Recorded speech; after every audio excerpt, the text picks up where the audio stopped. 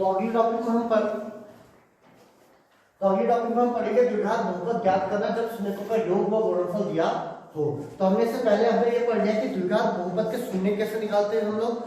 ठीक है, और उसके गुणांक क्या होते हैं। तो द्विघात समीकरणों के शून्य और गुणांकों में संबंध हमने पढ़ लिया है, ठीक है, उसके संबंध की सत्यता की जांच भी कर ली है। अब जो नेक्स्ट टॉपिक है उसमें ये पढ़ेंगे हम कि द्विघात बहुपद के शून्यकों का योग दिया हुआ अगर हमें और उसका गुणनफल दिया हुआ, जो शून्यक है उनका योग जोड़ के कितना आ रहा है, उनका योग कितना है और उनका गुणनफल यानी उन्हें मल्टीप्लाई करके कितना आ रहा है वो दिया हुआ हो, तो हम द्विघात बहुपद कैसे निकालेंगे, ठीक है। उसके लिए आपका सीधा फॉर्मूला है x² माइनस शून्यकों का योग x प्लस शून्यकों का गुणनफल, ठीक है। जो शून्यकों का योग दिया होगा आप x² लिखेंगे माइनस शून्यकों का योग जो सवाल में दिया होगा आप उसे यहाँ पुट कर देंगे मल्टीप्लाई x प्लस और जो शून्यकों का गुणनफल दिया होगा उसको आप यहाँ लिख देंगे और उसे सॉल्व कर देंगे, आपकी द्विघात बहुपद प्राप्त हो जाएगी, ठीक है। अच्छा अब ये जो है ना इसको रटना नहीं है, इसको ये समझना है ये आया कैसे, ये आया ऐसे देखिए कि हम मान लेते हैं कि एक द्विघात बहुपद है आपके के शून्य जो है अल्फा और बीटा है,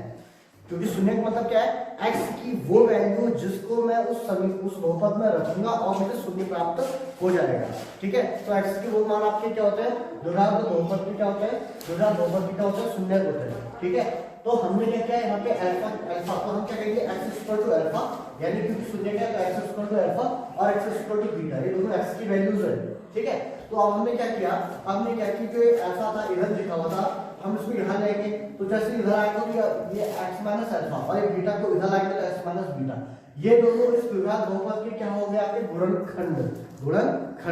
ठीक है। तो गुणनखंड हो गए। तो अब ये समझिए किसी के गुणनखंड में क्या चीज होती है, जैसे मान लीजिए 6 इक्वल टू 3 मल्टीप्लाई 2 लिखा हुआ है, तो गुणनखंड मतलब इन दोनों की गुणा करके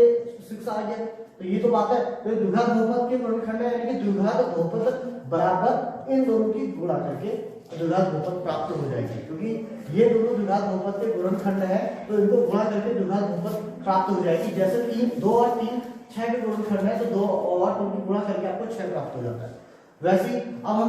ठीक है, अब सवाल क्या किया है यहाँ x की गुणा x से भी है, x की गुणा बीटा से भी है, फिर अल्फा की गुणा x से भी है, अल्फा की गुणा बीटा से भी है। तो जब x की गुणा x से करिए x² आ गया, x की गुणा बीटा से करिए तो प्लस और माइनस में माइनस अल्फा x और बीटा आ गया, फिर अल्फा की गुणा x से करिए तो माइनस और प्लस माइनस अल्फा x आ गया, और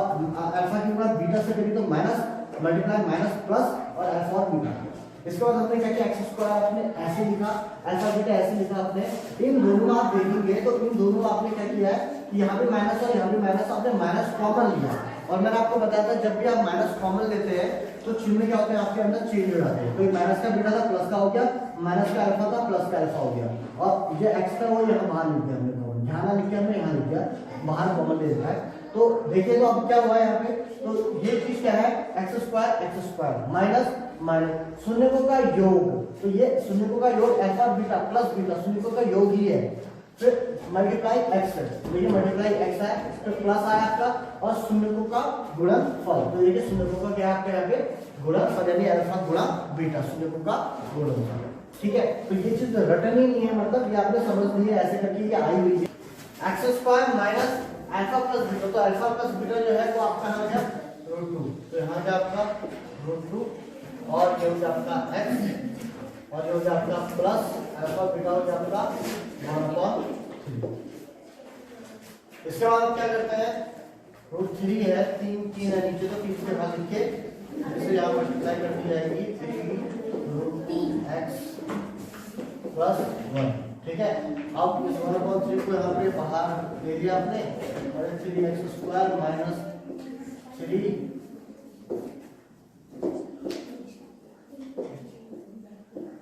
x² माइनस 3 2x प्लस 1, ठीक है। और 1/3 को जो हम क्या कर सकते हैं यहाँ पे इसका ले लेते हैं 3, ये तो मान लीजिए यहाँ पे इसका 3x² माइनस 3√2x प्लस 1, ठीक है। यहाँ पे क्या है आपके एक वास्तविक संख्या है, तो इसको हमने जो द्विघात बहुपद के रूप में लिख दिया, ये आपका द्विघात बहुपद आ गया, ठीक है।